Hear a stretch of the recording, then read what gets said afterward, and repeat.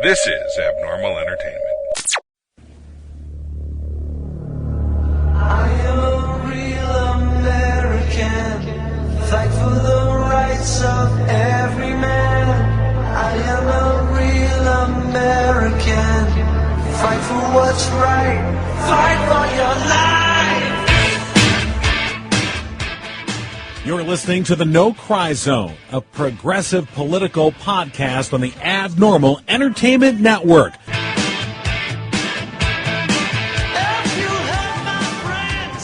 Hey. Is it over yet? Trump Teague? No. Trump Teague is killing me. Oh, I meant this episode.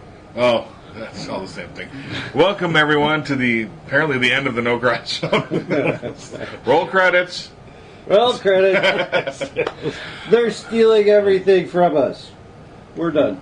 Well, nothing new to report here. Now they're just obvious about it. Oh, it's so weird. I am excited, though, about the Bob Woodward book. Yeah. Man, even the transcript he released is just pure idiocy. Oh, my God. Some of the excerpts I've been reading this morning, you got Gary Cohn stealing documents off Trump's desk, like, oh, shit, he can't see that, and taking it with him. I mean, I'm like, oh, my God. I don't think the Founding Fathers prepared us for this. Did anyone envision Henry Blake in MASH? I mean, that's like, Radar is in there, fixing everything and doing everything. And maybe an Henry unlikable Henry Blake. Yeah. Yeah. He's Frank Burns. Frank Burns. Frank Burns is our president. Yeah, thinks he's in charge, and exactly. But I was thinking, the laugh track was going on, and you're talking about they're stealing papers. And, I was wondering about the laugh track in Korea. This is where, I mean, they had to bus him in. I think it's all, Soros. Well, you've gotten your Soros money, right? Yeah. So that was a bombshelly.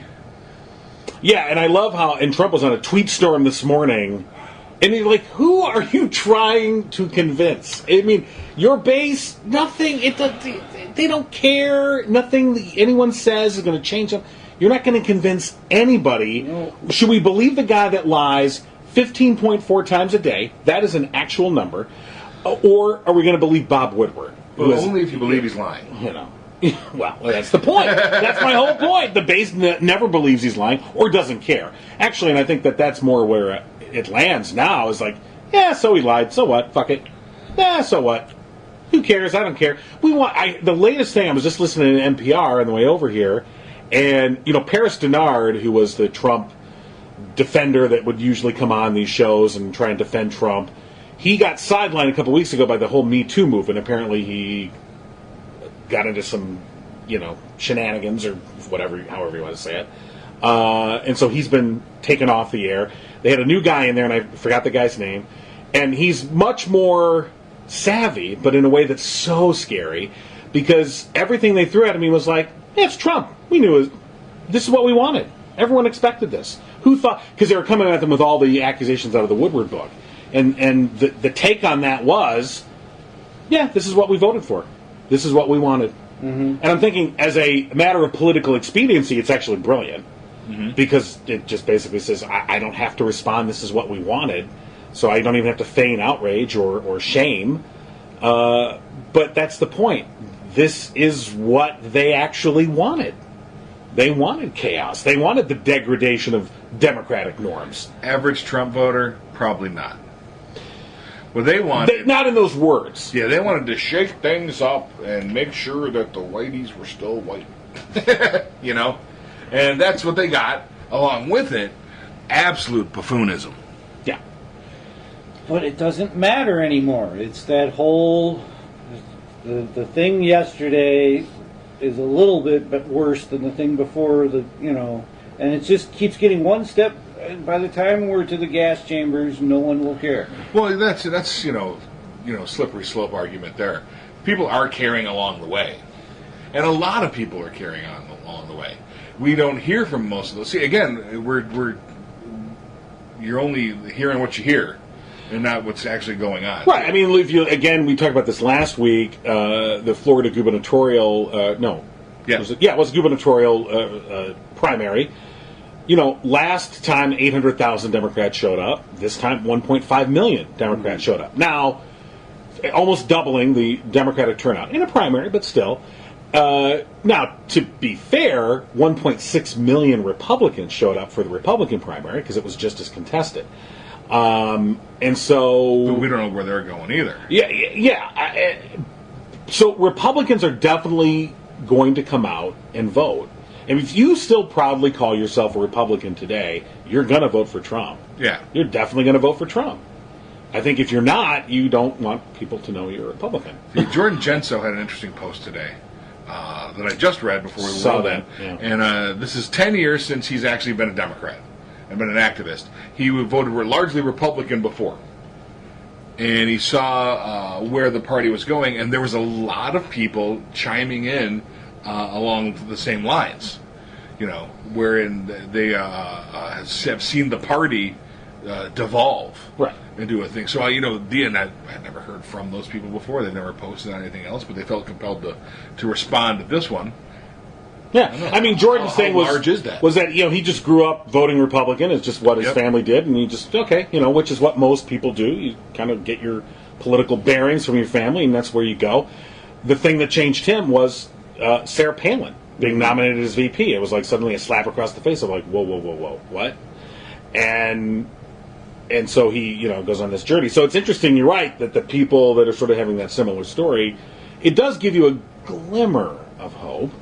But again, we're left, and this is the same place that the mainstream media is in, and the big things are in, where it's all conjecture at this point. We can't trust polling.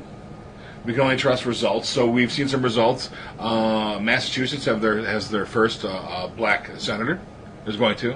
There's no Republican running against the young woman. She's 44, young woman, younger than me, who unseated the Democratic establishment candidate in the primary. Right. So there's a push toward a liberalism further left in some areas. That's interesting. Chuck Schumer just last week had some pretty interesting things to say about where the party is going, which I didn't expect out of Chuck Schumer, but it was largely based in a younger demographic and moving left. It was odd. It was there's odd things, and I think that we can. There's a double-edged sword to this Trump shit, and getting wrapped up in what's happening next, and not being able to catch up to what's happening next, and that's actually making us blind to see what other people are doing as well, even positive things. All right. You convinced him. No, I didn't. But that's okay, because I'll take your family in, and I'm hoarding gas. I'm preparing for the apocalypse. If you're gone for some reason, don't worry, I got this covered. All right, good. You'll sell all this crap in here? We'll burn it for fuel. No, this will be good. That's exactly my thought. I'm like, this will make a nice fire and keep us warm. Yeah, we'll be warm for a long time. Especially in the nuclear winter that'll be coming once we get into it. Yeah, there's that. On the plus side, most other world leaders, even crazy ones like Un, don't want to kill themselves. Right. So there's that. Right, but Trump is a special kind of... Well, I said world leader. Oh, right. Well, and I again, it's amazing to me the disconnect, how the supporters, they go on and on about, we're getting newfound respect in the world. Look at all the respect we're getting. I'm like, really? Yeah. Are we really getting a lot of respect in the I world? saw Canada. From who? Yeah, I saw Canada just jumping out to meet their deadline yesterday. Yeah. They said, "Fuck you, Trump." and he's trying to bury it. I mean, I know. And unfortunately, I think Trudeau and the Canadians are caught in a hard place. They're going to have to make a deal. Unfortunately, yeah, but they're not going to. They're still saying. But I hope they make Trump. it tough. They're Oh, not yeah. going to do it on his timeline. No, and there's no reason they should. No, but the people that are supporting, the people that are people like Netanyahu, Duterte in the Philippines, all these, Putin, obviously, all these authoritarian, dictatorial strongmen praising this president, and they soak it up, and they love it. And again, showing, I think, their absolute contempt for democracy. They are contemptuous of it. It's not conscious, though. For some it isn't, some it is. I'd say for a vast majority it's not. What they are pleased to see is tough guy, John Wayne, American awesomeness, is what they're looking at. And this is how you become the world leader, by being the biggest badass. Right. And swinging their stick. And the idea that that's democracy to them. Mm-hmm. Right, but you had people like Huckabee, not Sarah Sanders, but her dad, idiot, whatever his face was. Mike. Tweeting yesterday because, the various protesters at the Kavanaugh hearing, and he tweeted out that they should be caned. Bringing up a form of beating that is used in Malaysia and these other countries, anti-democratic, free countries, authoritarian countries, and here you have this guy who's, and I understand it's just a Twitter, but nonetheless, he felt like this was his real thing. If you protest against something, and if you're Mike Huckabee, and you protest against something that I, Mike Huckabee, believe in, you should be caned. Oh, you're protesting in something I like? Well, then, of course, please go ahead. Here's your megaphone. Yeah, and I don't think that he's viewing that as undemocratic. I think he's viewing that as ultimately democratic. I don't care what he thinks. I see it as exactly what it is, which is it's contemptuous of democracy. But, then you have to, that belies intent. And I don't think the intent, it's ridiculous, it's stupid, but the ability to cane somebody of your own free will is his right to him. Yeah, but he's not intellectually disabled. No, he's not. I'm not saying that at all. That being the case, I think he knows better. I mean, they gravitate towards these strong men. You're right. They want the John Wayne guy. But when the John Wayne guy also says, we should separate children from their mothers, and we should cane people, or we should change the libel laws so we can't have the free expression. I mean, this isn't code any longer. It's not code. It's out there. This is what they want. It is, but it's not democracy. It's a lack of seeing someone as a human being. That's what it is. It's contemptuous of humanity. It's contemptuous of democracy, I think. It's contemptuous of the majority rules. Because they aren't the majority. But here's where intent comes in again. Yeah, they are to them. Perception is truth. Well, I mean, if they want to live in their bubble, old white dudes are the majority. Which they do. That's the whole thing. And not seeing other peoples as human beings. It's contemptuous of humanity.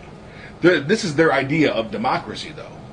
Well, they can. Yeah, okay, sure. You're right. If I was to ask them, "Are you contemptuous of democracy?" they would say, "Of course not." I understand that. It doesn't change the fact that they are. They may not admit it. They may not even see it that way. Then again, perception is still truth, and your perception is truth. Well, but I mean, it goes both ways. We just got to realize that they are anti-human beings. Well, I mean, that's a bigger picture view, which I agree with entirely. Yes, they are anti-humanitarian. They're anti. Don't you think it's more of a class warfare thing? Oh yeah, and that's part of it. It's the contempt comes in when you speak of a poor person and they say, well, I did this and I'm not a poor person. I was a poor person once and I did this, and that person can go and do that too. Right. That is the difference in my mind that I see, even just talking amongst my friends who have done that. And they were smart people, and hats off to them, but they still have to go to the grocery store tomorrow where their children aren't working, and the people that they bring up in that little sphere are not working. And that is why you have to have a non-contemptuous attitude towards humanity, is because you have to go interact with it at all but they don't. Points in your life. No, they do. And you hear them complaining more and more and more and more about other people being in their way, or you see and their solution to that is to remove those other people. They want to move either by elevating themselves out of it, going up into the cloud city, into their gated communities, or pushing those people out. You need to go somewhere else. You're interrupting my life. Please go. Which is inherently democratic by historical precedent. Which? Oh, pushing people away or rising up. Mm-hmm. It's what we've done historically to people's. Well, it's what we've done. It's not democratic, small d. But see, that's the representative example of it. So we're in a democracy. That's what democracies do. Right. And that's a dangerous thing. It's a definitional thing, and it's dangerous And I think that, in their minds, they're the only way that they rose up out of that poverty was little d democracy. All right, but okay. So let me further refine it. Then you're right in the sense of, if we're going by dictionary definition of democracy, yes, that's majority rules. It's a democratic republic that we live in. Well, and so in a democratic republic, in a constitutional republic, the rights of the minorities are theoretically respected, and they are valued, they are upheld, they are defended.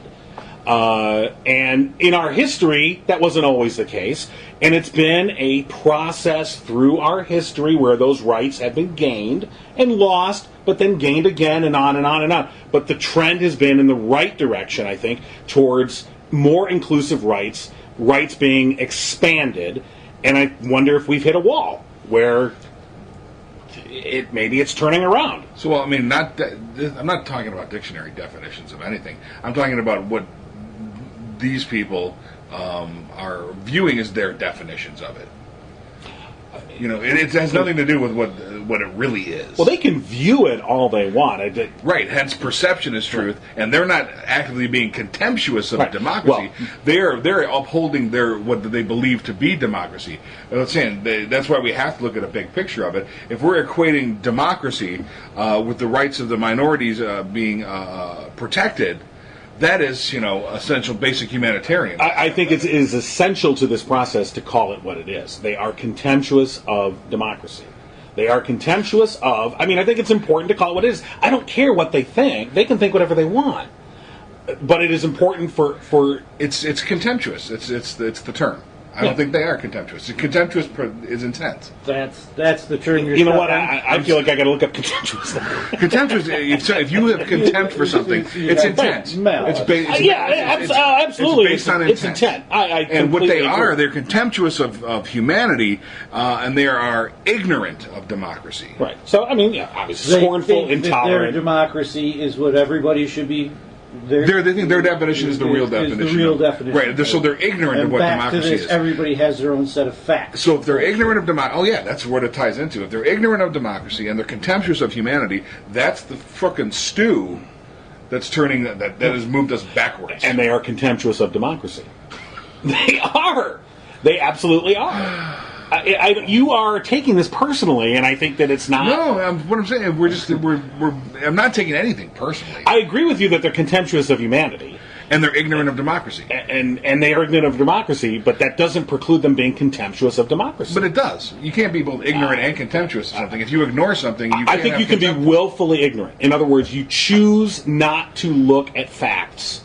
You choose to ignore them. We've seen this entire movement is based on willful ignorance. And that's where fake news comes from. Fake news is, I no longer want to listen to your facts because they completely abrogate what my feelings are. My feelings are that I should be able to pollute. My feelings are I should be able to make as much money as I want and have to pay no taxes on it. Those are how I feel that's the way it should be. So I don't want to look at your facts and figures. So therefore, it is a willful ignorance. It's just shutting down and shutting out the verifiable, and that's the underlying thing, the verifiable truth, the facts. You choose not to listen to them. Hair splitting aside, these are That's not hair assholes. splitting. That's not hair splitting at all. Forget it. Well, Moving on. no, don't forget it. I am forgetting it because we're going to disagree on a term. I'm going to defend my position. You get upset because I don't instantly agree with you. No, I'm not. And I'm saying I'm getting upset because we've gone in a circle for 20 minutes. Okay. So let's move on to something that's valid. But I think we can move on. I just think that this is just my opinion, and that's all it is. Right, mine too. Okay. My opinion is that, yes, they are contemptuous of humanity, and they're contemptuous of democracy. I think they don't want people they really don't want the people. I mean, that phrase, the people. They really don't want the people Change to that vote. to those, and I agree with you. Yeah. Yeah, okay, sure. I'll do that. They don't want those people to vote. Those people, by the way, are us. Well, yeah. People they don't view as human. And humans. even though if they saw us, 3 white men on the street, they wouldn't necessarily know that we're one of those. We smell like that. They can sense it. I said on the street, like the other side of the street. They can smell. It's a windy day. Okay. Maybe there's no breeze, and it's just wafting. Okay. All right, so All right, anyway, this is a all right, moving on. good transition to mine. I found a guy on C-SPAN who is more excited about C-SPAN than I am. The director of C-SPAN? Well, yeah, kind of. It's called livingconstitution.org, and it is basically a place that he has put together that has the two different conservative and liberal arguments about each one of the clauses of the Constitution. And his whole thing, as he was waving his hands wildly about as I am now, is it's great fun. It is actual people who are scholars in their field arguing over these things and the points, and what you find out is even the two different sides can't really argue when it comes to a written document like that. It is written, there it is, this is what we think. The arguments all come in when we start talking about terms and terminology and interpretations of and how I view it. Now, you said it was livingconstitution.org? Yeah. Is that I it? went to it, says, this website is for sale. Oh, You should buy it. I forgot my research. I'll have to. Maybe it's net. No. Actually, buy it. Type in C-SPAN and do Living Constitution. Okay. Okay. Anyway, go on. Anyway, this was during a symposium of all the different types of services that are needed to put together a presidential library, and all historians and people who are doing these living interviews, living history interviews, and the people who have to get the building together, and the people who have to get the funding together, and the people who are in the news that are being quoted and trying to figure out the history of. And it was really great fun to listen to all of them. All of them kind of had their own different little view on each president, and some of them worked. One of them was LBJ, and the other one was a Kennedy guy, and this guy was working on Bush right now. So they all had different takes on all the different presidents. And what was refreshing, why I bring this up, was they didn't argue about the set of facts. The set of facts was the set of facts. Here's the documents that all of us have. Now let's dig in and see what we can come up with and parse these and figure out this and figure out that. I guess you can actually go listen to some of the actual presidential conversations with world leaders. All of these things are available to us to get to the bottom of the facts. Mm-hmm. But just like John said, and you said, is they are putting up their wall as soon as they hit their comfort zone barrier. So if you're a rich person, your comfort zone barrier is, I don't want to see people shitting outside my Starbucks in San Francisco. As soon as that happens, all hell breaks loose. New city officials have to get, fired, and new ones got to get put in, and we got to fix this problem. That's, as we've said before, it doesn't really hit home for people of affluence until it really hits home for them. Right. So they may not view the rest of humanity as equal to them. I really think that's our president. Does not view the rest of humanity as equal. They are more of a burden. Yes, these people are here. My tax dollars pay for every last one of them. So this is what we're going to do. And that is the strangest twist I've seen in politics over my lifetime, is that we've gone to that. There is no cooling off of that. There used to be a cooling off of that person saying this is what we're going to do with the administration and the bureaucratic process, and that person, if he really wanted to make it go and do, he couldn't just go write a check and check in every 6 months on his senator that he bought to make sure that thing was getting through. Hey, did you get that thing through yet? Did you get it through yet? That is the difference now, is, as I see it, is that money has changed the playing field to an immediate gratification. Sheldon Adelson. Every year, it's like the last thing. You think, casino mogul, big Republican casino mogul. He's the last donor in. He wants to see where the game is getting played. Who's going to be my best bet?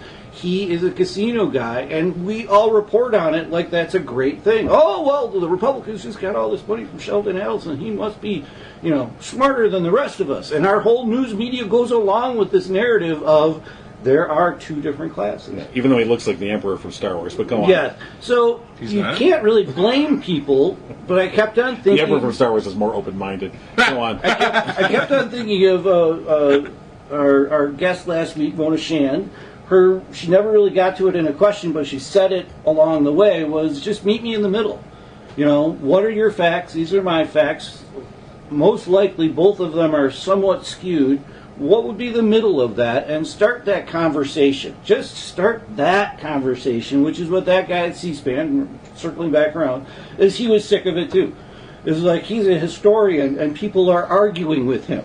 So he said, fine, let's argue, but we're going to do it on this. This is what we're going to argue about first. This is what our government has written about. We're going to argue about what these words mean to this side, to that side, and we're going to come to an agreement in the middle, hopefully. Right. It's a new project. But you came in with an open mind to that conversation to say, maybe I can learn something here. But they have some really even the realest right-wing writers are on board with this because they want to get their point involved, and you see it, and then you see the counter, and you have to make your own mind up at that point. But if you never see the counter argument to the right-wing guy, then how are you ever going to get out of it? That ties into something topical this week. Steve Bannon getting bumped off the New Yorker. I don't know if you saw this. Steve Bannon was invited to the New Yorker Ideas Festival or whatever. He was going to be one of these paid speakers. Mm-hmm.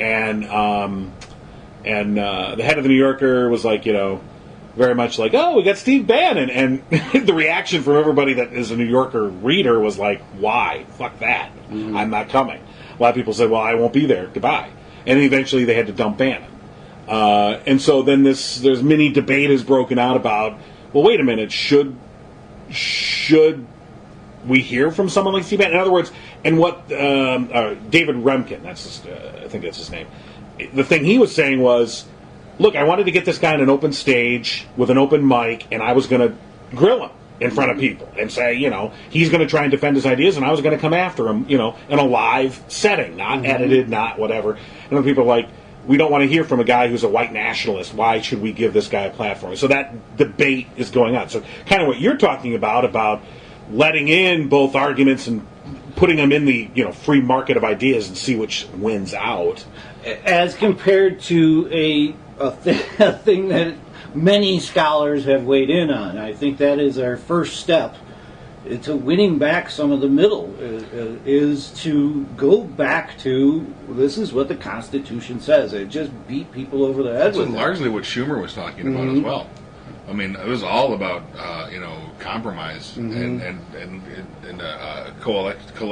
coalition of ideas. Yep. And that's just something we haven't heard in a while. And something that, at various times, even us here have been anti, fuck them.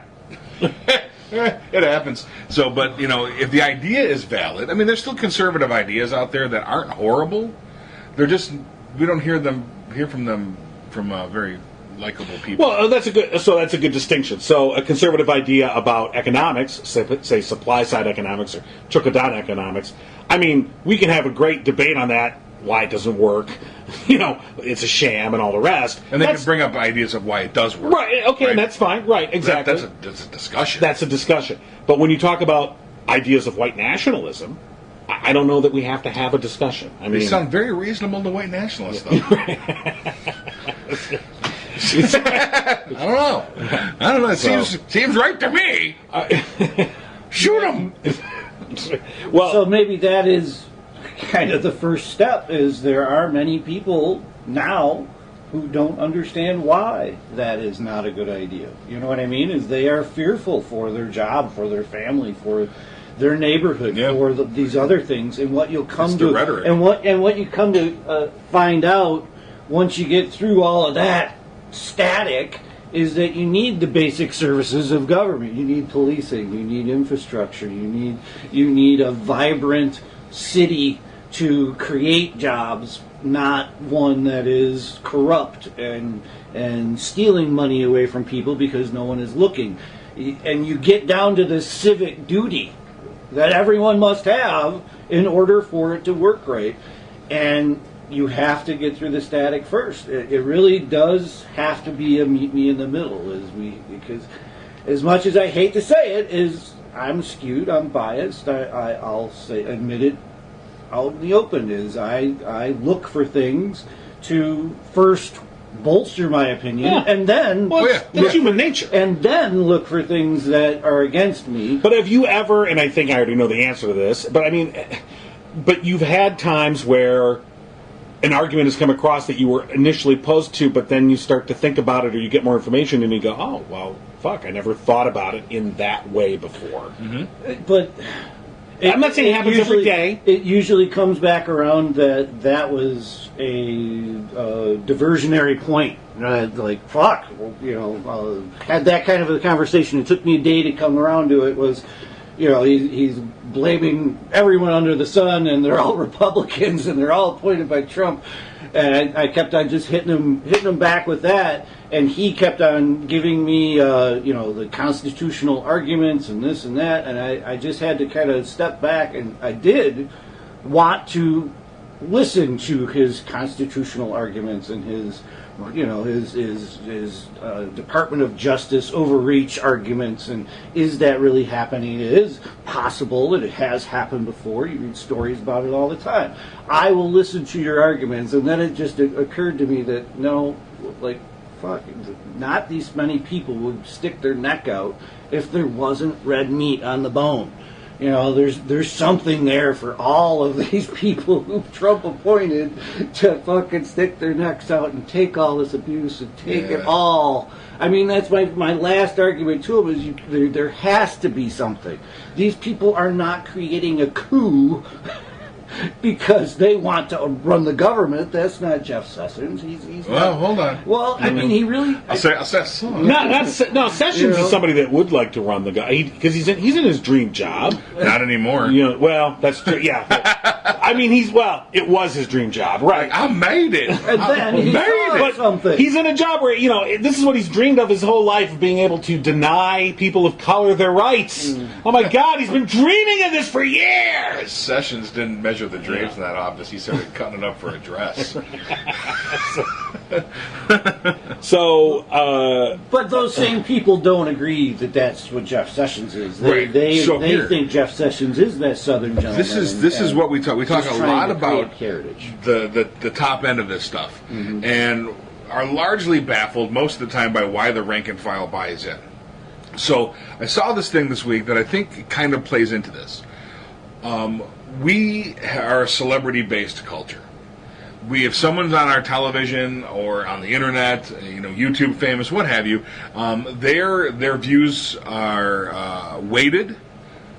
We, as a society, we tend to believe them more. That's why we have celebrity endorsements. If someone is rich, we automatically default to the notion that they're very intelligent, hard workers, because that's how they got that way, because we're not. Yeah. So certainly wasn't any wrongdoing or crimes that were committed to get it's a to be a celebrity billionaire. They're just a smart person now. It's a celebrity status. Yep. And that's when they're not impinging upon us and telling us we're wrong. When they do that, then of course they're assholes and they fucking lied their way to the top. And Hillary Clinton shot 47 people. So it's a lie. Herself. She shot 74 people. We all know that. She ordered 74 people dead. She only shot 47. All right, good distinction. Right. Yeah. How many did she eat? All of them. She consumed all of them and their fetuses. Even the men? Even the man fetuses, yes. The man bees. Jeffrey Owens. Yes. He was on the Cosby Show. Yes. He was a highly paid actor, a very high profile. He was on a very huge show 30 years ago. It was the #1 show in the world. He was on it. He played Lisa Bonet's boyfriend, I believe. And recently, this week, some dude took pictures of him as a cashier at Trader Joe's, went online and started job shaming him. Right. And Fox News hopped all over it. Oh, yeah, they were all over that. And he went on, I think it was Good Morning America, Yes. With his Trader Joe's tag on, saying, I still act once in a while. I teach, and I needed a job in between gigs that was very flexible. There's nothing wrong with someone's job. And I think this is kind of a microcosm of all the people that jumped on this and saying what a big loser he was. Right. Is a kind of a microcosm of why people are so into Trump and these the higher end assholes that we have in our government, is because they're celebrities to them. They're not losers. They're aspirational. And when we see someone fall down, it's like a pack of wolves. So, I have a theory. Mueller comes through, lots of stuff against Trump. His pack of wolves day is long overdue. And when it hits, it's going to hit big. Let's hope. Because we love nothing more. Wait, let me rephrase this. America, we love to see a success, but we love failure more. Oh, yeah. Oh, God, do we love failure. We I'm a fail blog guy. People falling down, it's my jam. enjoy building people up so we can now rip them the fuck down. Yeah, when they do exactly what they said, when we set them up for that failure. Yeah. So yeah, that's I'm thinking that's kind of the little Jeffrey Owens is a microcosm of this. Celebrated, now he's doing some normal guy stuff. What a fucking loser doing the normal guy stuff. You definitely hit on something with that, because you're right, exactly. It's like this complete dichotomy of thinking, because on the one hand, I think the Fox News Trump base you would be like, hard-working blue-collar man, working hard, rolling up his sleeves, he's an average Joe. For his family. Doing what he has to do. Exactly. They would say, I celebrate that. But you're right, because he was a quote-unquote celebrity, somehow he's a loser. Yeah. Like, he reached some heights. And I read an article where they were kind of breaking down. They pointed out, like, okay, first of all, the Cosby Show ended in 1992. Mm-hmm. And even though you're right, he's acted since then. I think he did a thing on Law & Order not that long ago. But they said, the whole thing is you have to get points on a show for the syndication. You get each star is assigned a point value, and that's how much money you get out of the residuals and all the rest. And he didn't get any points. He's a tertiary character. He's not one of the main characters. He had no points on the show. Yeah, Felicia Rashad gets a couple points. Bill Cosby gets like 8 points. Well, not anymore. He needs them. Anyway, so they're explaining like you didn't see that coming. Hey! Oh, neither did she. She Whoa! passed out. All right, so... John went dark. Yes, I know. so it was interesting, though, reading the economics behind that, you're right, where it's like, when you look at the actual facts behind it, like, yes, you can be a working actor who everybody knows your face. It does not mean you're a millionaire. It does not mean you're rich. He was one of the fortunate working actors, and he had a good paycheck for a nice span of time. Sure, exactly. He had his time, and he's had acting gigs since, and he's kept it up. And like you said, he had a job in and between. Tyler Perry offered him a job and his new gig this week, which is great. Good for him. Yep. Why wonderful. not? I love that he wore his Trader Joe's tag at the interview. Absolutely, he shouldn't have been. And you're right. It was job shaming, and it was class shaming. Yeah. In the sense of somehow you're lower class because you bag groceries. And there isn't that fucking job anymore. Shame on the press for even writing that shit. There is no job bagging groceries. He is a cashier. He has many duties, one of which includes bagging your groceries after he has checked them out. In defense of the press, with your strange Fox ass News jumped all over toast it. ass. It was Fox News that some woman, the avocado toast. Some woman was the one that took the picture and put it on her Facebook page or whatever, and then Fox News made a story out of it. Right, she said, I feel bad for him because he's not famous anymore. Right. And it's, that's not a good plan. And it's largely not the avocado toast people who are bad on their own respects for other reasons. It was the people that should have embraced this guy. Right. Like, you're working hard. Good for you, man. I'm working my ass off. He did mention that he had far more support than he had. How much? Yeah. You're right. Well, since but it was Fox News, then HuffPost put on the positive piece. Right. The Fox piece is the first one I saw, and I was like, a piece of shit article. Mm-hmm. I mean, it fucking pissed me off. I'm like, oh my god. I'm glad they did it though. Yeah. Because there are so many people that you probably grew up watching that are doing like normal awful jobs right now, like the rest of us. Yeah, you don't see Jerry Mathers on TV anymore. You don't. I wonder what Jerry. So Burt Ward. TV's Robin. Yeah. He runs a Great Dane rescue. Yeah. Okay. And you know he has a life. He has and a a life, passion, yeah. and he gets up and he does a job, and he, So I, you know, And his acting Like is he- now Comic-Con. he doesn't Okay, get up and, yeah, and, you know, and have what the he butler dip his balls in cleaning solution, and then, you know. well, no. His Great Dane's name is Butler. Because the notion of somehow, It's like, Alfred. you were once, oh my God. Alfred is who you're talking about. Maybe Aunt Harriet. I don't know. One of the two. Right. But you're right. That notion of somehow, if you are ever once famous, Yeah. you should always be famous and you should always be rich. Or you're a Yeah. loser. Yeah. I met, this is another one of those examples that people were job shaming the professional wrestler Tito Santana. Remember him from the 80s? He was the Name's Mexican familiar, guy. yeah. He was very popular. He was on top of the cards. He had his own cartoon character and stuff. You know, he was up there. He teaches Spanish now in Texas. Awesome. Yeah. Someone's gotta. Thank you. But, you know, people give him shit. Because he's supposed to wrestle for, what, 50 years? Yeah, because he's like 66 You know, right now. You know, yeah, you throw yourself around the ring because that's what you're supposed to do. Right. What? Or you didn't make enough money? Oh, look at all that! Like it boggles my mind, and that's why people are celebrating this Trump asshole right now. Yeah. It's celebrity. Well, and it's celebrity of money too. You know, Yeah, oh, some yeah. people fucking get into art because they like art. It's not about the paycheck. They want to get on that show to show what a good artist they are. No one gets into art because of a paycheck. Yeah. And then if I you mean- luck out, you get a paycheck. Exactly, and that's most actors. That's most painters, photographers. The whole gamut are doing it first because they love doing it, and to just squander that flame by people just pisses me off. It just pisses me off that they are shaming this person who did. I mean, it's probably these same kids that grew up watching that asshole, laughing with them, and watching a good family experience for a black person, which was not portrayed ever in America, and probably taught them shit. And here they are. Oh, he's just another liberal. That liberal. He was trying to teach me something. I hate him now.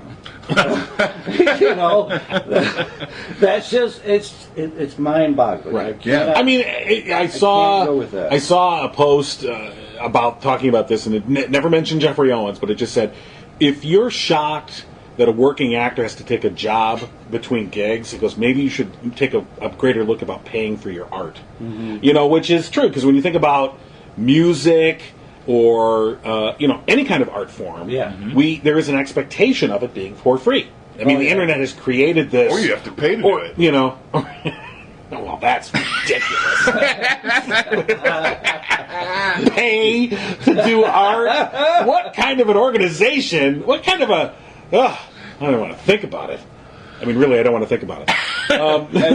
And just about every artist is getting screwed by some big corporation Right. just to be in the position that Which they is are. you know? not necessarily anything new. Artists have always been screwed by the corporations in a certain sense. But the internet has set up this expectation that everything is for free. I should get my music for free. I should get my news for free. I should get my movies for free. I should cut and get, paste my papers. you know, for free. right, exactly. And then, oh my God, I'm so surprised. Like, I'm getting ads that could change my opinion from Cambridge Analytica or from the Russians. I'm giving you every criteria about me to fuck with my brain, some psychoc by any number of players, and we're all surprised that could happen. Right. Even after getting evidence that, yes, we have whole corporations that are devoted entirely to fucking your brain up, named Cambridge Analytica, and... I wonder how many of those assholes that And- were making fun of Jeffrey Owens ripped a BitTorrent of the Cosby Show for free off the Yeah, internet to exactly. watch. I mean, that's exactly exactly the point. And I always want to put this out there because it comes up the next goddamn thing after I say that is it was Obama that started this. He was the one who used data to target voters. He targeted and had young people, but it was so young. Thanks, Obama. It was so young and just it was almost a pointless endeavor. It was more to understand the voters than to go out there and target Are advertising. you talking at them. specifically internet? Well, yeah. Because the concept has been around since politics. Well, absolutely, but it was really Obama Using social had- media. I think social media is the key. Social media Yeah. and others. I mean, he was first to tweet. He was first to have a good website But out for a you're president. right. And he was our first digital president, and he did open the door. But what we didn't understand at the time was how someone else was going to kick it open and use it against As often is the case. As I mean, often is the case. when technologies are new, often they're created for benign or beneficial purposes, and then somebody comes through and says, "Well, how can I turn that around and fuck everybody?" Yeah. And they can, and they do. Those damn wheels. You know, And fake news is the perfect example of how it can get twisted because they don't think their news is fake.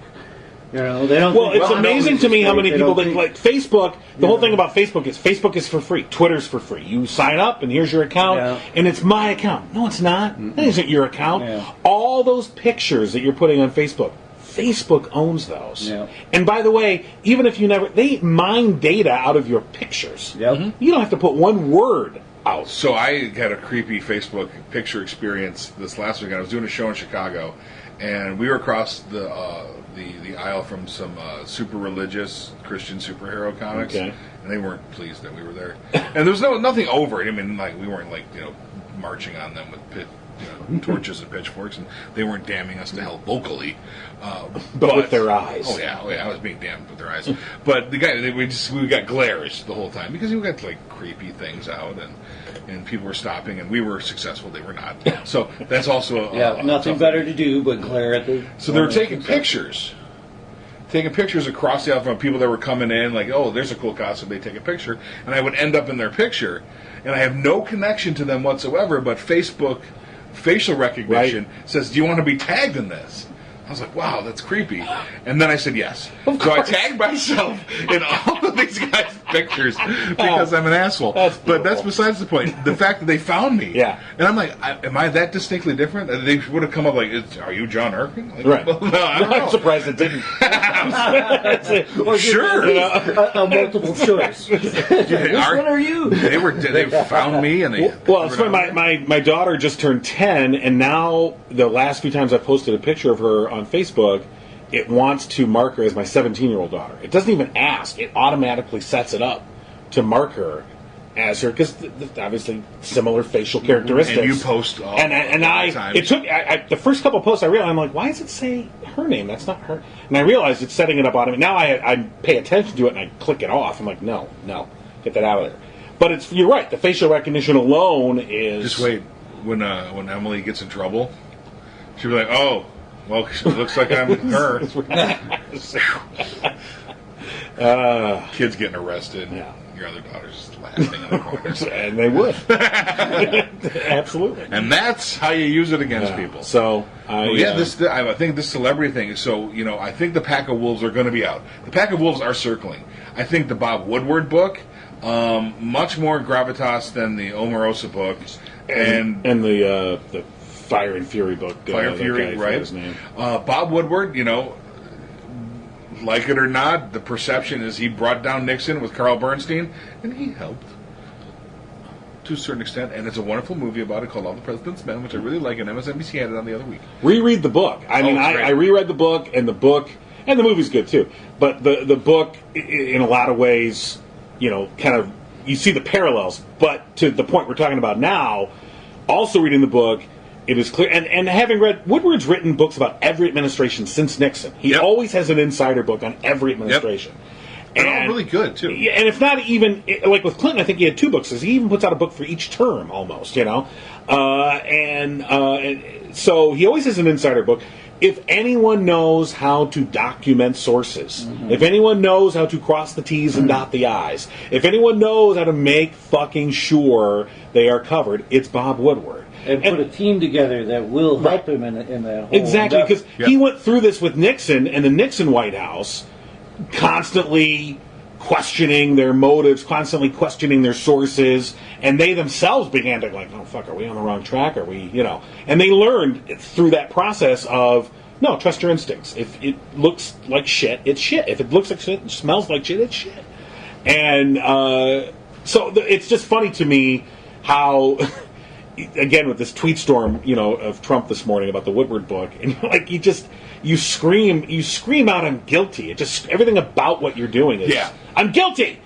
And who are we going to believe? Well, of course, we're going to believe Bob Woodward. I mean, who the hell else? Like, we're going to believe Bob Woodward. The Trumpeteers who celebrate celebrity have to believe this because they banked on it, man. Right. This has been doubled down. If this guy's wrong, I'm wrong, and that's a hard road to hoe.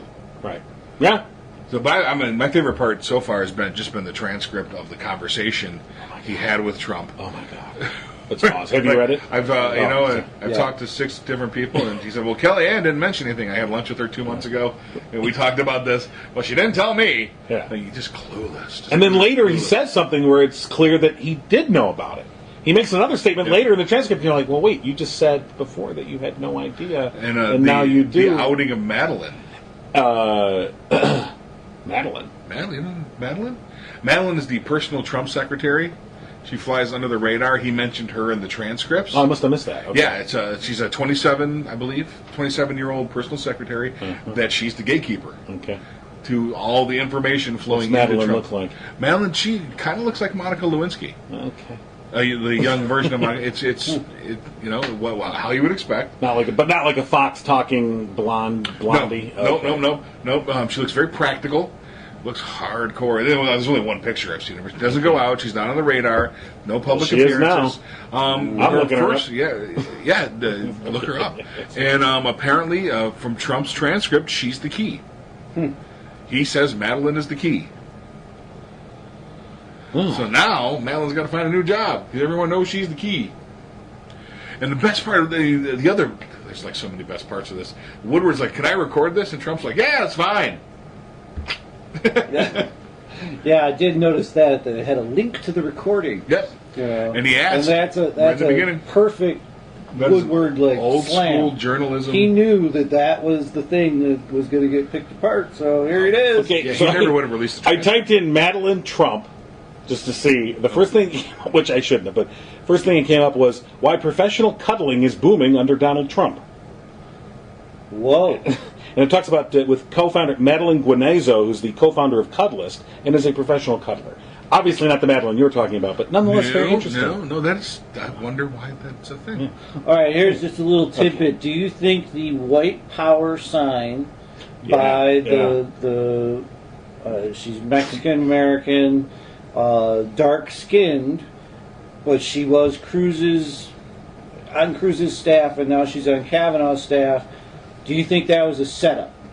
I think they got her, specifically her, to throw that sign so that they could come back. Did you read the Well, if you see the video from clip, the husband? If you see the video clip, so let's take it back. So Kavanaugh's I am not aware of opening any. day. Okay. Yes, opening day of Kavanaugh's hearing yesterday, and this woman sitting behind her is a Trump, White House aide, sitting behind Kavanaugh in view of the camera because she's right behind him. She gets a text. You see her look at her phone. She sets her phone down, and then she very awkwardly does this with her finger on her phone. She rests her and does the white power sign, this OK symbol. Mm-hmm. And when you think about it, and you go, there's no. It's just you're being silly. Maybe she had a pimple. Just popping it. Well, it just stayed there too long. And it did, up. and the look on her face. Yeah. Now, I want to preface this by saying, we don't want to go down the QAnon.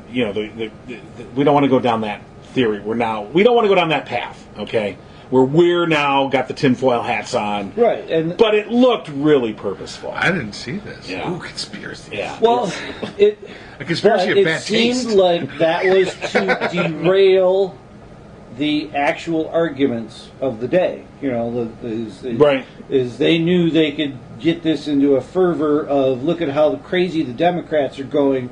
Why would this person throw the white power signal? She's this or this and this. And that is the complete argument. I mean, she's this and this and this. There's no way she would ever do that. That's the whole argument they got.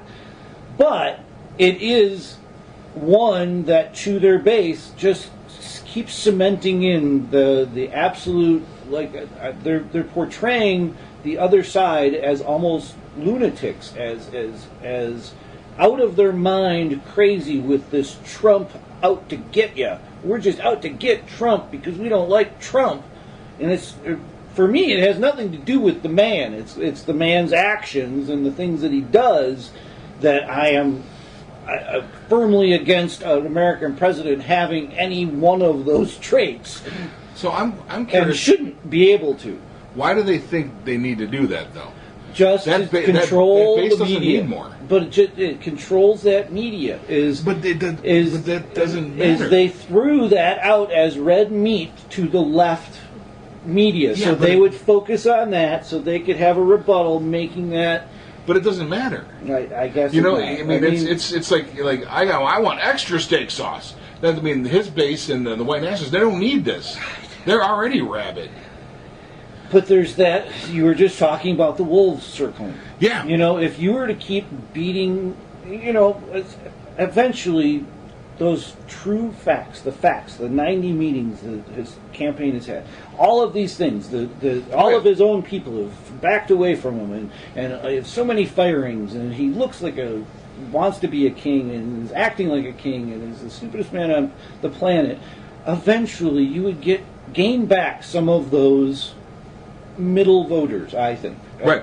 Week after week after week after week after week. If And- there was no rebuttal. And it's worked. And the rebuttal has to keep those middle voters. Did anybody see that memo? That the GOP put together the list of things that they were worried about if the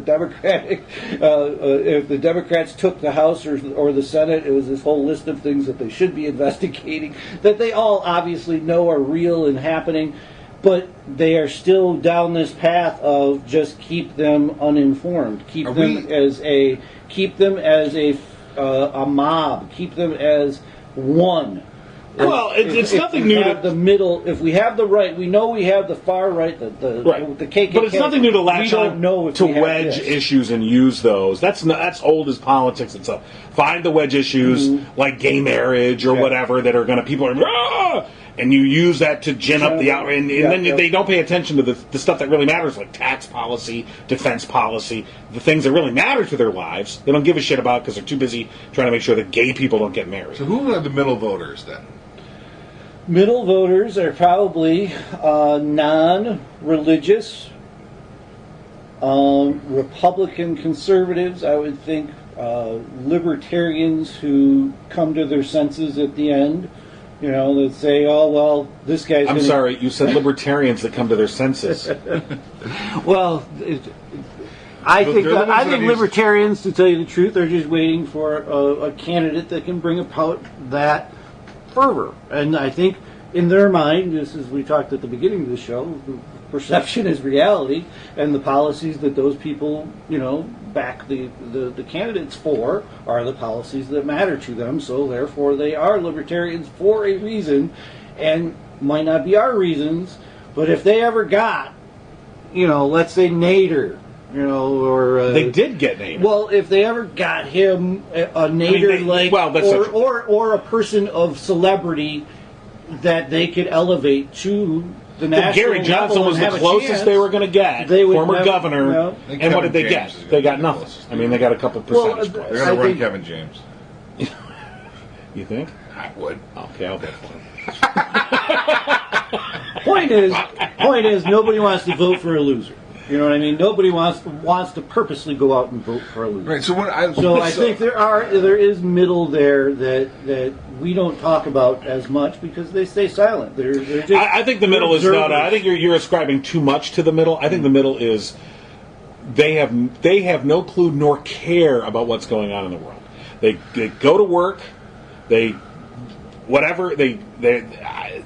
come home, they watch TV, they participate in sports or some sort of social activity. I don't think politics means anything to them. To them, it's a lot of God, people yelling at each other. Fuck it. They think Facebook should be to talk about your kids and post pictures of your animals. which I think is accurate. You know, I which think okay, you can have that. You can have that. Well, You know, I'll agree with all of it. Right. But I'm saying I think there's people that they don't watch news, they don't read the newspaper, they don't care. To them, it's like that's all above me. They see headlines. But that You know, they maybe see a headline and it probably turns them off more often than not. And they go, and it sort of. I think in a lot of my hunch is that it sort of reaffirms their decision to be uninvolved. Yeah. they're purposely uninvolved because they don't want to be. I guess is my assumption that, and maybe I'm wrong, I didn't read the newspapers in Nixon era, but it's my assumption that there wasn't news media outlets that were coddling to Nixon at the time. There weren't, John. There were some that were more friendly than others, but nobody coddled them. There was no Fox News. Not that you were old and reading. that would completely change the storyline. I can't remember. You can almost laugh about it when a big anti-story Trump story hits. They'll play, like the Chicago car chase in San Francisco or something. You would know that. Is it the Tribune, or sometimes it's a conservative paper in Chicago? Tribune. It's the Tribune. So like the Chicago Tribune, there'll be other papers across the country, the Detroit News, maybe the other papers that were conservative in nature, that were predisposed to take the president's word for it. But at a certain point, most of the media broke. Right. when the preponderance of the evidence, they're like, oh, okay, never mind. And a bunch of them were just wait and see. That's as far, right as they went. If even some of the conservatives, I'm sure, were just, wait and see or moderating the language so that it didn't sound as awful as what the left papers were doing. But once again, it goes to my point of is the division now is they don't hear it. If that moderate voter, all they heard was mainstream, and there was no Fox News, and you wouldn't have heard the Chicago Tribune's thing. They just didn't have the reach. If you were in Michigan, you didn't hear what the fucking Chicago people were talking about back then. You might have heard a headline or two, but it wouldn't have been a direct contradictory statement to the obvious truths that have come out, and therefore offering no ammunition to stay on your side. For those people, they're just Republicans. Most media then... The Republican president was Trump this time. They went and pushed the button. But the difference is this. Even papers that were conservative in nature, and when we say conservative, we're really talking about the editorial page. Mm-hmm. Those papers that had a conservative editorial page versus a more moderate to liberal editorial page, but generally, the vast majority of those newspapers all abided by a set of journalistic principles when it came to news coverage. Right. And so these are newspapers. But even broadcast media then, TV and radio also had a set of journalistic principles that they abided by, and took great pains to make sure they didn't report something that was not true. The worst thing that could happen to any one of those outlets, whether it's electronic or a newspaper, was to have something that they reported be proven untrue. It was a disgrace. People would get fired. They'd lose their fucking jobs. And that's in all the president's men, too, isn't it? Is they were just chomping at the bit to get their story out, and their editor was holding them back. Right. No, we got to get three. We want three sources. And they're like, Jesus. Yeah. We've got all this. We got two sources. One of whom we know is Deep Throat. And they're like, no, I want three. Yeah. I'm like, fuck. Right. It's a great point. So that journalistic standard has eroded, and the internet just completely washed it away, frankly. I'd say cable washed it. Yeah, that's probably the beginning of it, the CNN 24-hour news cycle, for sure. The ability to have different stations. Because you were talking about like broadcast news at that point. You had ABC, NBC, CBS. Right. Yeah. And most of the time, you picked one, and they were all similar. Walter Cronkite, of course, was the most popular at the time. And it was all putting out the same stuff, basically. Without a bent. But the news divisions of those networks were loss leaders. In other words, no one looked at the news division of CBS to actually make money. Right. It was supposed to burnish the reputation of the CBS network. Mary Tyler Moore made money for CBS. Yeah. Carol Burnett made money for CBS. The news division, it funded the news division. I mean, the news division, it'd be a great year if they would just pay for itself. Yeah. But no one worried about, now they all have to be profitable. They have to be profit centers. That's the corporatization of media. And the misnomer comes in calling something news. Fox News is largely Fox editorial. Right. And you can see the ticker tape at the bottom. That's as close as we get to news on any of the stations. Right. Just running the headline like, Trump yelled at people today. Blah, blah, blah, blah, right. blah. Without context, without an editorial bent to it. So that's largely where the misinformation comes from. This is not news you're watching. You're watching, Meet the Press is an editorial show. Right. Completely. It's largely, dual-sided, but it's an editorial piece. It's not news. They're not breaking news. And when news breaks and they report on it, then the lines are even further blurred. Right. Well, I mean, and that's what those shows have become. When you look at the hosts, I was just talking to somebody today about this. It's funny you mentioned Meet the Press. Like when Tim Russert, I remember the Tim Russert days of Meet the Press. I mean, Tim Russert was very, very good at being fair to both sides, but at the same time letting someone that was full of shit know that they're full of shit. Right. Okay, and here's why. Without bloviating on it, without editorializing himself, but by just simply making a certain statement or pointing out a certain fact. Yeah, you said that, but this says this. So okay, anyway. And now Chuck Todd. It's a pale comparison. It is. I think the people that grew up in that journalistic ethos, they've largely passed from the scene, and the next generation that has grown up in the CNN 24-hour cycle has grown up in the age of the internet. They have a different standard themselves because they grew up with a different standard of news. And in Chuck Todd's defense, I'm not. The president never told Tim Russert he was an enemy of the people. Right, or called him Sleepy Eyes. Yeah. So there's that. I can't believe the press is so mean to me. You're all a bunch of assholes. What?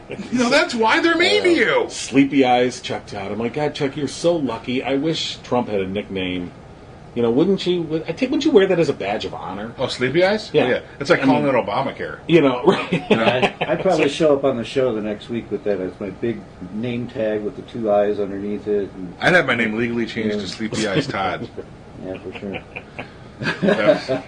Maybe not. So yeah, and we're left here. So we're getting close on ending.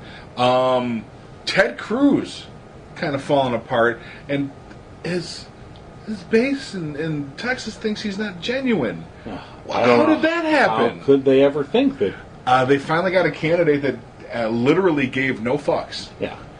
And today Ted Cruz was bashing his opponent. I forget his opponent's name.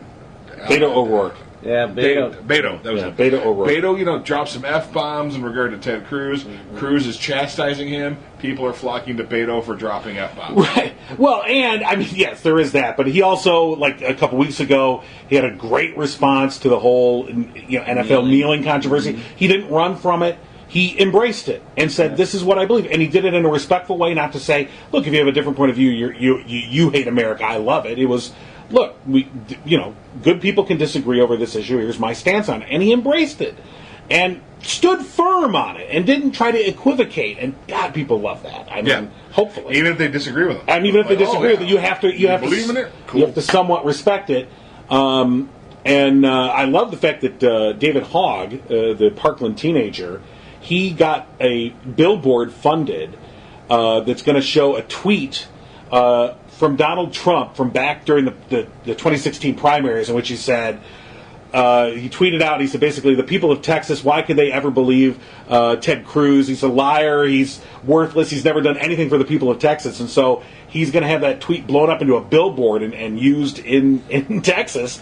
These are the people that revere Donald Trump, everything he says, and it's like, okay, this is what Trump said about your guy that you think is great. And you're right, the support for Cruz was never all that great to begin with. Yeah, and then some guys out there like dropping F-bombs like he had the religious vote. In fact, and there's Republicans out there that they wouldn't mind to see Ted Cruz lose. Yeah. Oh yeah. Yeah. I mean, they don't want to lose. They don't want to lose control of the Senate. But if they could keep control of the Senate and lose Ted Cruz, that's just fine by them. I mean, here's something we talked about in class today, this communications class, and we were talking about body language and ethos and who seems genuine.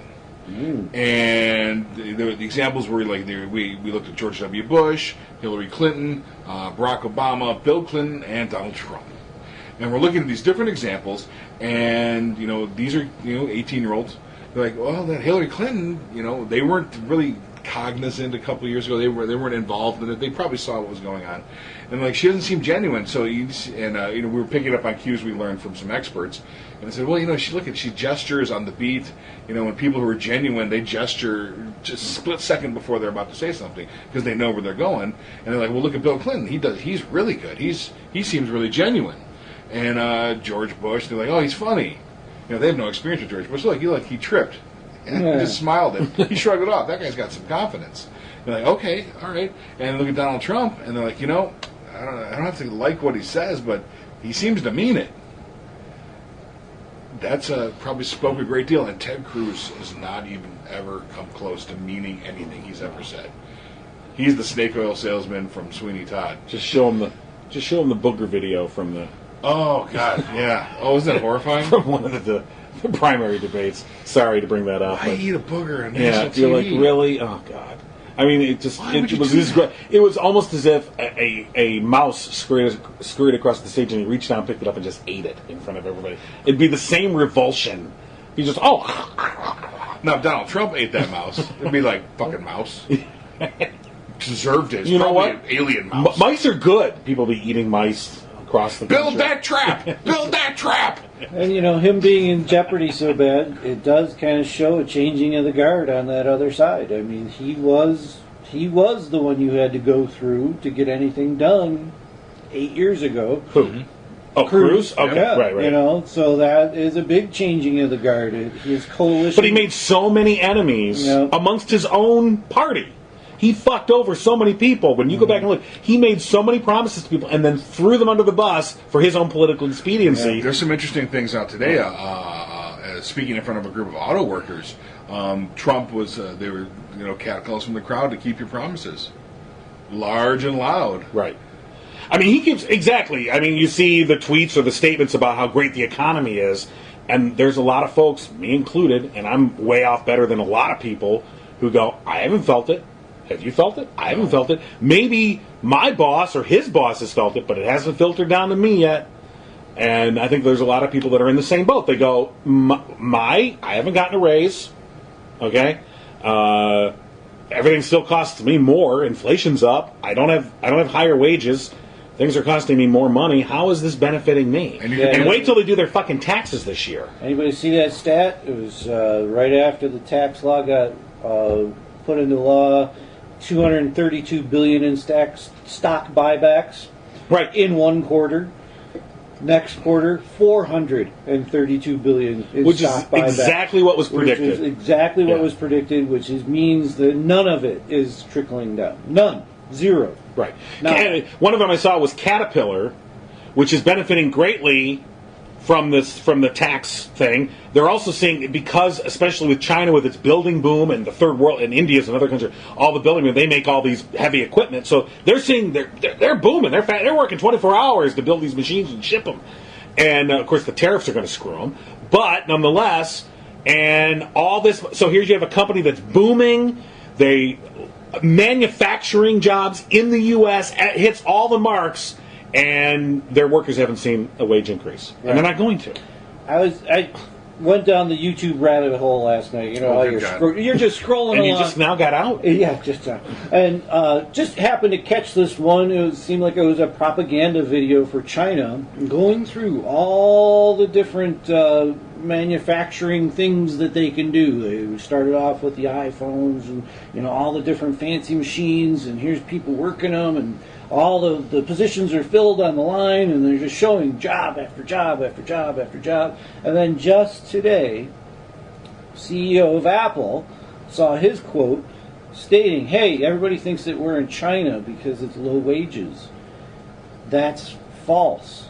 They haven't been low wage for a long time. What they are is amazing with technology and manufacturing together. They have made societal changes, vocational societal changes, in order to be that. Mm-hmm. Which is what, at the same time NAFTA was happening, everybody was shifting us away from. Oh, we're not going to have any of those jobs. We're the Americans. We don't need any of that. We don't need to stay on top of things. We're the Americans. We're John Wayne. No one will ever surpass us. They did it a long time ago, folks. I mean, China is the manufacturing hub of the world. True, but at what price? I mean, this is a place that's put suicide nets outside factories. It does, and that is problematic of authoritarian government. Right. Is they want everything out of that new vocation that they invested in. That is a kind of a profit motive for them, if you want to think of it that way, a capitalism motive for authoritarians to bilk all they can out of this thing that they built. Kind of like America. I mean, if you wanted, we've built a a wonderful banking system, and if you're not a banker, fuck off. Is basically our. You're not a millionaire. Why aren't you here in America? And that isn't what we were built on. We were built on Willow Run Airport or Willow Run bomber plants. We were built on, Jeeps being designed and built and made in the millions and shipped all around the world. The Humvee was our last attempt at that. And now it's laughed at around the world because it's such a piece of shit. They don't want it. They want a Mercedes. They want something else, something from a technologically advanced country. And here we are every single day. We think that we are the top of the heap, and we haven't been for a long time. That's the American exceptionalism that Trump feeds off of. Right. That it perpetuates that fantasy and doesn't want to. That's the whole thing about we're bringing coal back. We're right. like, what? Exactly, and it's just lie after lie after lie to those people that they depend on it. The Caterpillar guy depends on his job. The Harley Davidson guy depends on that job. He has to bring home that paycheck every week. The millionaire at the top of the line doesn't have to. He can go take 2 years off if he wants to. It won't hurt him. Right. It might hurt his stock portfolio that he's pulling out and putting in. I would say it's a misnomer to say that only the Caterpillar guy depends on his job, or because believe me, I depend on my job. Our finances are. I would consider ourselves to be middle class to upper middle class, and we do pretty well. I live check to check. Mm-hmm. I mean, if I was to miss a paycheck, we'd be fucked. Yeah, and that's, and so 40 million Americans is what Bernie runs around with that can't deal with a $400 emergency. Right. I think that's most Americans, and so that's the whole thing about the economy. When there is that misfire about they're like, oh, the economy's doing great. All the pundits go on about, look at the economy, how great it's doing. I'm like, it's doing great if you're rich already. Yes, mm-hmm. If you're rich, you're richer for sure. But for everybody else, not so much. And so, like you were saying, David, if they're getting catcalls back from auto workers going, keep your promises, that's promising. Mm-hmm. It is promising. And that's the stuff we don't hear, though. Yeah. We're stuck in the news cycle like everyone else, and we deal with the people at the top all the time. But, there's the Jeffrey Owens, too. There's guys on the line doing all kinds of stuff, and they may have voted for Trump, and I think that's the middle voter we're talking about. Right. The guy that voted for change, and he put all of his stuff into it. He's not a white nationalist. He probably ignored the awful shit that he heard because he's desperate. He needs a raise. You got kids getting older, things get expensive. And it's not, and I know it's real easy to stand on stand your ground and say, on principle, you can't vote for a man who's that awful, that evil. But God, your kids are in the mix. What do you do? Right. So, and again, this is all a fact because these people were lied to begin with. So, and not just this time, many times. Oh, it's a before. cycle. It's a cycle. Yeah. Well, they feel like the system has betrayed them. And by both parties. Because we've heard these stories, and I'd like to know the actual numbers, but we've all heard the stories of the people that voted for Obama twice and then became Trump supporters. Yeah. And Who so, were Bernie supporters?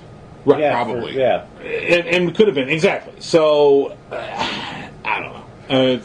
But they felt burned. But see, the big fuck you of it all was they are looking at this Trump guy like he's not part of the system. No, he wasn't an overt part of the political system, but this man is knuckle deep in the banking system, the real system that's fucking you over. Which is where he wanted to go. I say that over and over again. If you're a billionaire and you get into politics, you're a bad billionaire. He's a horrible billionaire. If you can't make more money than being in politics by being a billionaire, if you have to go into declare politics, bankruptcy in a casino, please. So that is what politics is for: is to go and get yourself more money. I mean, or to change the world. Yeah. There's some people out there. They still want to make a difference. We can't paint with a super wide brush, just a sort of wide brush. Are we knuckle deep? With a wide brush. Yeah. With the wider brush. Oh no, we paint all politicians the same half the time here. Yeah. But you got the Bernies. I mean, Alan Grayson, for all his weirdness and flaws, man was passionate about pissing people off. Right. So Todd, But still has to play the game the same way, or else get beat. you play the game until you get to run the game, and then right now the people running the game, they don't want to change the game because it's too lucrative. Yep. It's so that we're seeing this big liberal push too. Whether that pays off, now I don't know. We'll see. I mean, there's a lot of Republicans out there who say they see all of the progressives and the Bernie supporters taking winning these primaries, and they're like, excellent, yes, please go to the dark side. I think they're wrong, but I mean, they see it as the Democratic Party doing itself in. Well, we say the same thing when the Trump supporter wins a primary. Like, excellent. Yes, Yeah, well, I mean, there you go. We're in our bubbles. What's going to happen? We don't know. But I guarantee it's going to be interesting. Mm-hmm. All right, well. Probably going to send me into despair as well. At least after this counseling session each week. To be fair, I you're feel better. halfway to this. You really are. You watch C-SPAN on purpose. I do. You're Because more than halfway. That's to this. less despair-inducing. I swear to God. You really do have to try it. You know, instead of just reading the headlines about how things don't work, I want to see it not work live. 24 hours a day? Wow. But then you would, Government inaction, that's one word. 24 hours a day! but then you would miss that symposium that I found, and that professor from Indiana State University talking about conspiracy theories and all of those wonderful things that show up Oh my in God. between the crazy Rob, know what you're theater. doing? You're like when we were kids and you're watching that scramble channel looking for that one nipple. You'd spend a half hour staring at the screen as it goes. I never did that. I can see the flicker of the cathode ray tube. Oh, no, that doesn't really All exist right. anymore, but 3 in the morning, you with a big bowl of popcorn. So was that the beginning of the end? On TV? Was on TV our On TV was On it. It was the TV? beginning of the Yeah, end. that was it. On That was the TV. beginning Oh my of So the God. end. what you were doing is you're sitting there pie-eyed in front of C-SPAN waiting for that one nipple. Oh, God. If anyone remembers On TV. Something's got to happen soon. No, I Oh mean, dear God! Please, something happen like on soon. Facebook, you hear the 15 seconds of the impassioned speech by Cory Booker, but he spoke for 10 minutes, and You know, it was a lot better than the 15 seconds. That There's was a on reason Facebook. Sports Center is so popular, so I Yeah. don't have to watch all those games. Yeah. So is C-SPAN the sports center of... No, C-SPAN, C-SPAN is watching the game Is live. the watching the okay. game. No, like we need to recap. You need to do a C-SPAN recap show today on C-SPAN by Rob Vidro. And you said clips? I'm doing the show right now. I'm doing nothing. This is what they did for like 3 hours. Just staring. We're in recess today. And this Rob just stares at the camera. I think they already have those guys on C-SPAN already. Like the job's already done. Oh no, no one They can do have it like their own you. recap shows. No one can do it like you. All right. Paul Ryan, mismatched socks today. Yeah. Wait a minute. He cut the Nike logo out of his socks. Oh, Nike. Yeah. All right, guys. Smart move, bad move. I'm going solo. I'm taking off. I'm like Andy Gibb. Yeah. Screw you, Bee Gees. Gibb. Andy Gibb. Wow. Of all the people. You couldn't even think of like a successful solo. Andy Gibb. I Well, mean, exactly. I mean, look where we're sitting. It's not like the Bee Gees were awesome. This is as awesome I'm gonna get. Andy Gibb. Wow, Andy Gibb.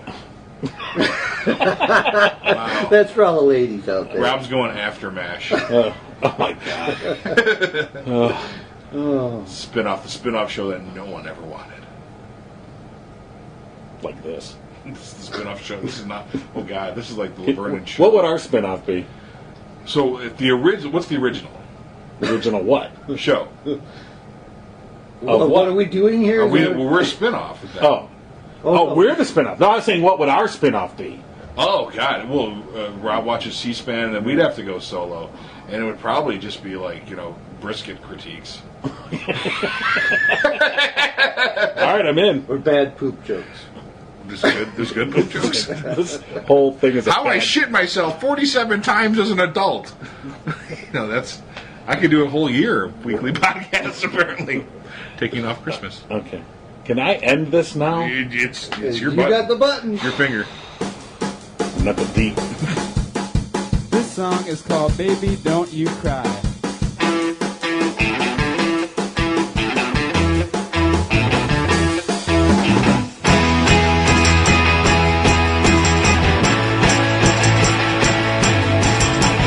I didn't mean to make you cry. I saw those tears come out your eyes. But you know, things don't always go the way you want them to. And you know, I'll do anything to keep being with you. Baby, don't you cry. I wanna see until you're alright. Baby, don't you cry. Baby, don't you cry. I saw it coming early on. I didn't know what to do, but I knew my love was gone. If you knew I was waiting around to watch you lie to me, if you thought things were okay, then why'd you go?